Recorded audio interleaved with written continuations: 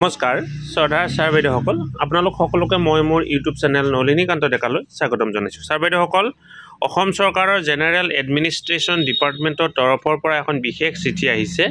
এই চিঠিখন 20 মাৰ্চ 2025 তাৰিখে পঠোৱা হৈছে।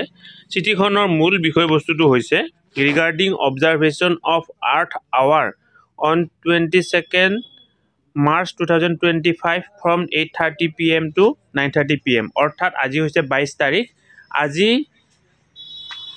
8:30 বজাৰ পৰা 9:30 বজালৈকে সন্ধিয়া আৰ্থ আৱাৰ ধৰিত্ৰী দিৱস পালন কৰাৰ কাৰণে নিৰ্দেশনা দিয়া হৈছে। সেই সময়খিনিত কি কৰিবৰ কাৰণে কোৱা হৈছে, সেই সময়খিনিত আমাৰ সকলো অপ্ৰয়োজনীয় লাইট বন্ধ কৰাৰ কাৰণে নিৰ্দেশনা দিয়া হৈছে। নিৰ্দেশনা নহয়, এতিয়া আহ্বান জনোৱা হৈছে।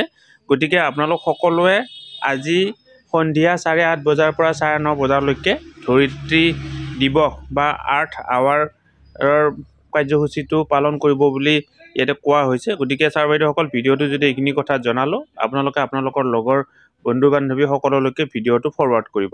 ধন্যবাদ।